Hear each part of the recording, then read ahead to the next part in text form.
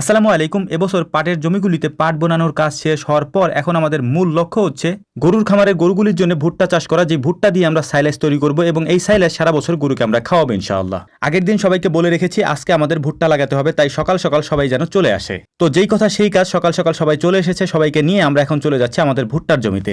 একটা বিষয় আগেই বলে নিই, অনেকে হয়তো অবাক হতে পারেন যে এই সিজনে আমরা কেন ভুট্টা লাগাচ্ছি। ভুট্টাটা লাগাচ্ছি মূলত আমরা সাইলেজ তৈরি করার জন্য।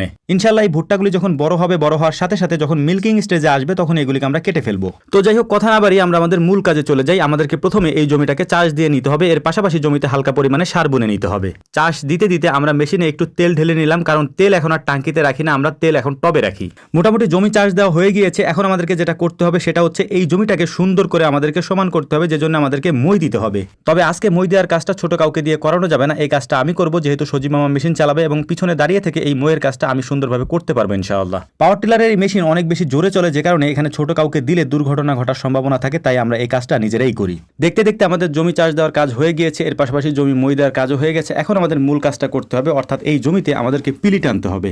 পিলি বলতে আমরা কতটুকু থেকে কতটুকু দূরত্বে এই ভুট্টার দানাগুলি লাগাবো সেটাকে আমরা পিলি বলি, যেটা চতুষ্কোণ পদ্ধতিতে আমরা করে থাকি। ভুট্টা লাগাতে আমাদের তেমন বেশি সময় লাগবে না, কারণ আমরা অনেক মানুষ একসাথে এসেছি এই ভুট্টা লাগানোর কাজে, কিন্তু আমাদের পিলি টানতে অনেক বেশি সময় লাগবে। এর মধ্যে আমাদের খাবার চলে এসেছে, আমরা সকালের নাস্তা এখানে করে নেব আগে, তারপর বাকি কাজগুলি করব। যেহেতু বলেছি আগেই যে ভুট্টা লাগাতে সময় লাগে না, আমাদের অল্প সময়ের মধ্যে কাজটা হয়ে যাবে, তাই নাস্তা আমরা আগে করবো ইনশাআল্লাহ। সকালের নাস্তাতে পাথারে আজকে আমাদের জন্য কি কি এসেছে সেটাও আপনাদেরকে একটু জানিয়ে রাখি আগে। প্রথমত এখানে আমরা যারা আছি তাদের সবার প্রিয় লাল চাল, অর্থাৎ লক্ষ্মীদিঘা চালের জাউ। এর পাশাপাশি আলু এবং ডিম। আলু এবং ডিম কেন বললাম সেটাও একটু বলে নিই আপনাদেরকে। আলু আস্ত এসেছে এবং ডিমও আস্ত এসেছে, এগুলিকে আমরা এখন ভর্তা বানাবো এখানে ইনশাআল্লাহ। তো আলুগুলিকে ছিলে পেঁয়াজ কুচি এবং শুকনা মরিচ দিয়ে আমরা আলু ভর্তাটা তৈরি করে নিচ্ছি, একেবারে খাঁটি দেশি রাই সরিষার তেল দিয়ে। এর পাশাপাশি ডিম ভর্তাটা আমরা কিভাবে করি সেটাও আপনাদেরকে একটু বলি। ডিমটাকে আমরা সুন্দর করে বাড়ি থেকে সিদ্ধ করে পাঠাতে বলি। এই ডিমটাকে আমরা ছিলে তারপর একেবারে ভর্তা বানাই ফেলি, তারপর পেঁয়াজ মরিচ এবং সরিষার তেল দিয়ে আলু ভর্তার মতো করে সুন্দর করে এটাকে আমরা ভর্তা করে ফেলি। এটার স্বাদ অসাধারণ হয়, আপনারা বাড়িতে এটাকে তৈরি করে দেখতে পারেন।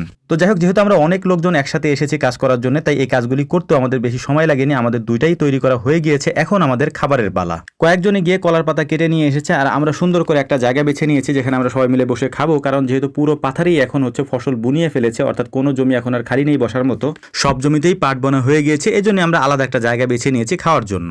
এখানে যা আমাদেরকে খেতে দেখছেন তার সম্পূর্ণটাই আমাদের নিজেদের হাতের তৈরি করা আলহামদুলিল্লাহ। এখানে ঘি দেখতেছেন, এটা আমাদের হাতের তৈরি করা। সরিষার তেল দেখতেছেন, এটা আমাদের হাতের তৈরি করা। এর পাশাপাশি লাল চাল, যেটা লক্ষ্মীদিঘা চাল, এটাও আমাদের হাতের তৈরি করা। এই ডিমগুলি আমাদের খামারের ডিম।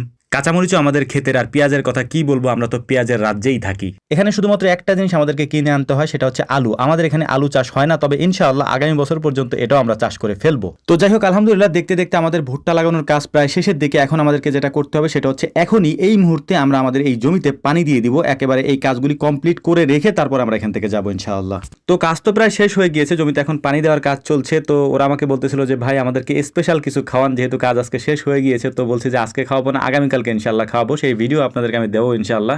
তো আজকে ওদের জন্য হচ্ছে বাজার থেকে, আমাদের এখানে যেহেতু আজকে হাট থেকে একটা তরমুজ আনানোর ব্যবস্থা করেছি। তো আলহামদুলিল্লাহ আমাদের খাওয়া দাওয়া কাজ সবকিছু শেষ হয়ে গিয়েছে, এখন আমরা বাড়ির দিকে রওনা দিব। আমাদের জন্য দোয়া করবেন। আসসালামু আলাইকুম রহমতুল্লাহ।